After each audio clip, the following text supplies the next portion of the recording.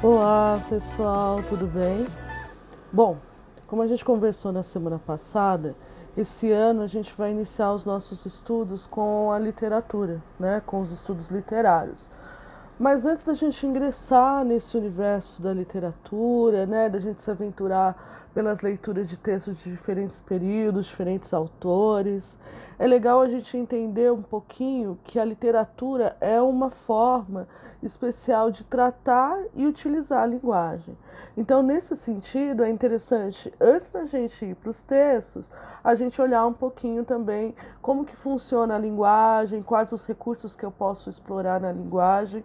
E para isso, hoje a gente vai conversar um pouquinho sobre as funções da linguagem, né? E essas funções da linguagem, elas estão pautadas no que a gente chama esquema da comunicação.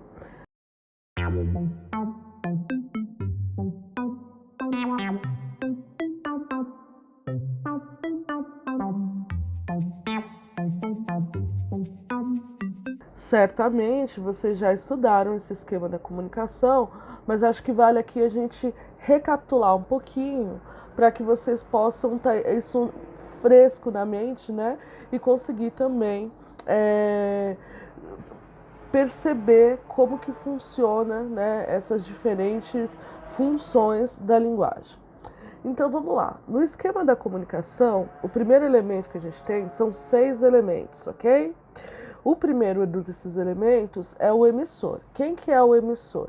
É aquele que vai transmitir a mensagem, aquele que vai enviar essa mensagem, é aquele que diz algo para alguém. Esse emissor, certamente, né, vai se comunicar com esse alguém.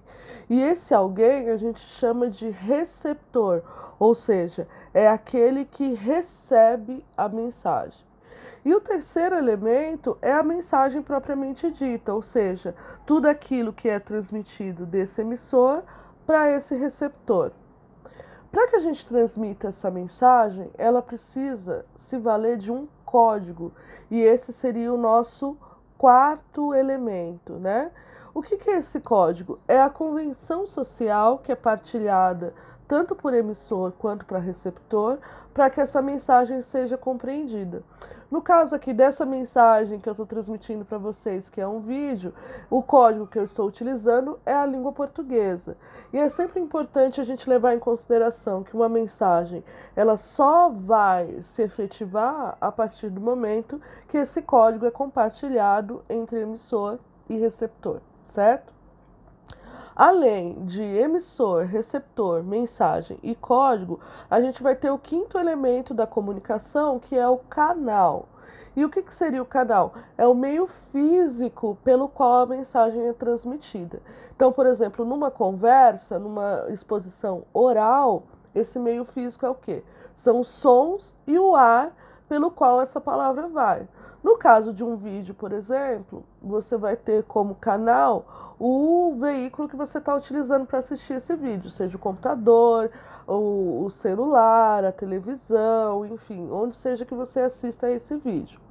E por fim, a gente tem o que a gente chama de referente ou contexto, que seria o sexto elemento da comunicação.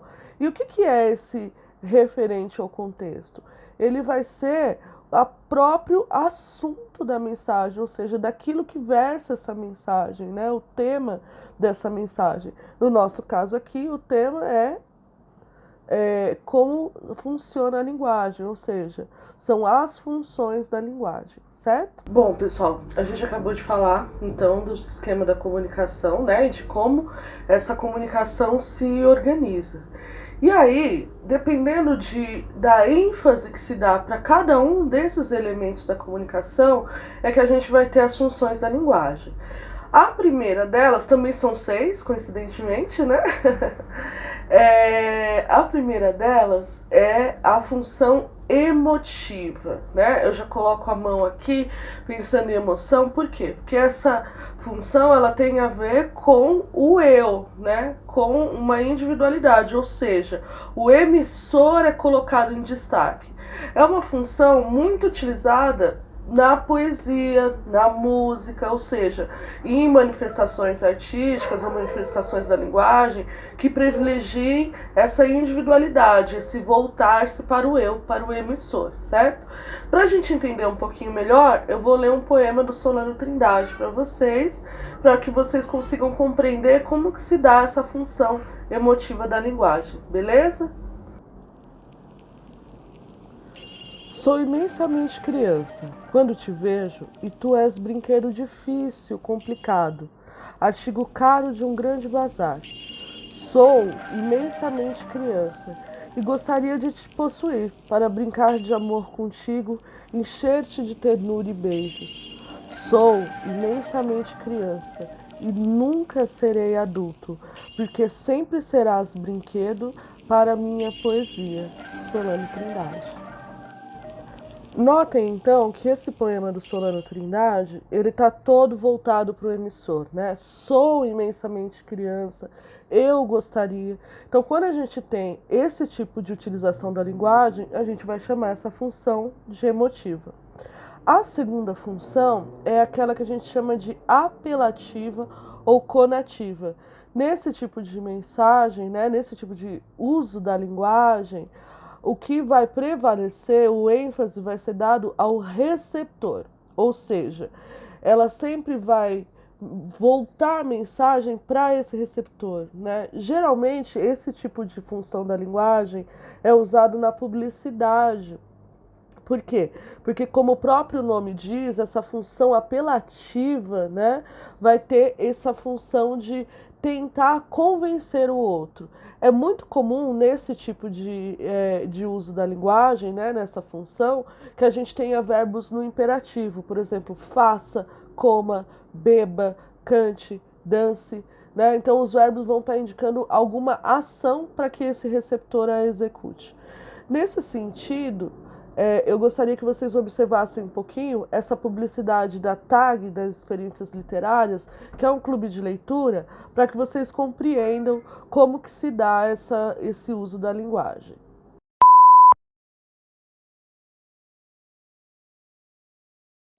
Como terceira opção, a gente tem a função referencial, ou seja, o referente aqui é o ponto de destaque. Esse tipo de função da linguagem é usado muito em textos científicos, nos textos jornalísticos, nos textos acadêmicos. Por quê? Porque o importante aqui é o assunto que está sendo abordado, né? É o referente, o contexto. O quarto tipo de função da linguagem seria a metalinguística. E o que significa? Meta quer dizer que se volta para, né? Que está voltado para. Então, metalinguística, de linguística, da língua, da linguagem, ou seja, é uma função em que a linguagem se volta para a própria linguagem. Ou seja, né, a língua falando da língua, por exemplo. E um exemplo muito evidente disso, né? Então, nesse caso de uma função que se refere ao código, né? Então, se volta para o código, no caso que a gente está falando aqui da língua, é a música Língua, do Caetano Veloso, que eu gostaria que vocês ouvissem só um trechinho.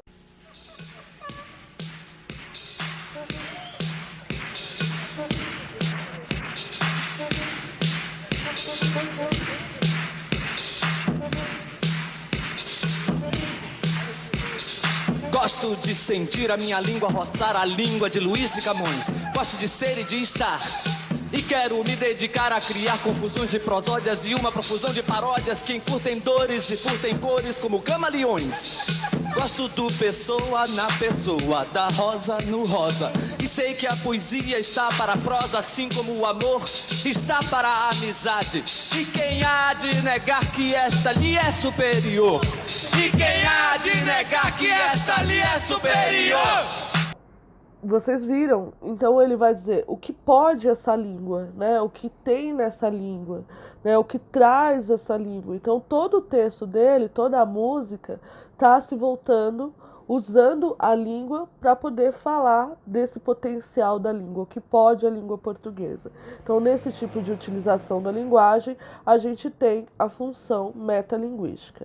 Já a quinta função, que é a fática, ela tem o objetivo de testar o canal.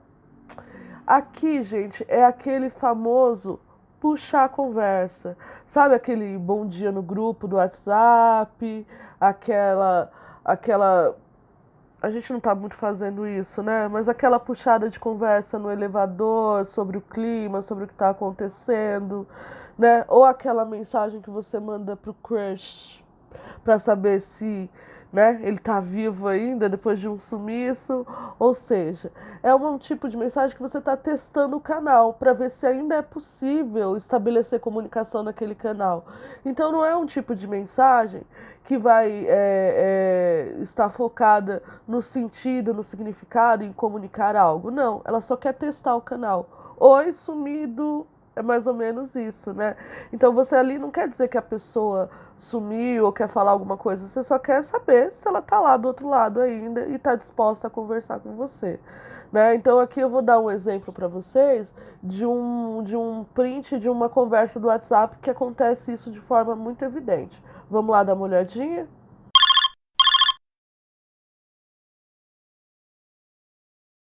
Vejam, né, que nessa mensagem, o que aconteceu? Você teve um estabelecimento de conversa que o próprio interlocutor já percebe que ali não está se querendo falar de nada, né? E o receptor e o emissor acabam assumindo que ali era só para puxar uma conversa. Então, quando a gente tem esse tipo de situação, eu chamo isso de função fática da linguagem. Por fim, a última e sexta função da linguagem é a função poética. Nessa função, a própria mensagem é colocada em evidência, ou seja, interessa o modo como a mensagem é construída, né? Quais palavras são usadas, que sonoridade ela tem, né? Todos esses fatores são muito importantes. Quando eu tenho esse tipo de mensagem, eu estou falando do quê? Geralmente, do texto poético, né? Por isso que tem essa função, que é usado na poesia, na música ou outras manifestações artísticas, né? Mas esses são os dois principais. Então, gente, aqui essa função ela acaba se confundindo um pouco com a função lá primeira que a gente viu, a emotiva. E aí, por que eu estou chamando a atenção por conta dessa confusão? Porque, embora a gente estude as funções da linguagem separadamente, num texto, podem aparecer várias delas ao mesmo tempo, né? Então, pode ser um texto poético que use da função fática para chamar a atenção, né, de uma relação que estava rompida e que precisava testar o canal. Pode ser um texto poético que use da função apelativa para um texto mais engajado, que está tentando convencer o seu interlocutor, né, de uma causa, de um aspecto ideológico e por aí vai. Então a gente estuda elas em separado, mas pode ser que, por exemplo, lá na questão do vestibular, é importante ficar atento, pode ter uma questão que fala, quais são as funções predominantes, ou qual é a função predominante? Isso significa que pode ter várias, mas que uma predomina ali naquele texto, tá bom? E, bom, por hoje é isso, né? Espero que eu tenha conseguido comunicar com vocês nessa primeira tentativa de vídeo, né? Não se esqueçam, né, que essas funções da linguagem elas são super importantes para a gente pensar a literatura, porque a literatura vai explorar todas elas, né? E no próximo vídeo a gente vai falar um pouquinho mais sobre denotação e conotação, que também tem a ver com as funções da linguagem. Até mais, gente. Até o próximo vídeo.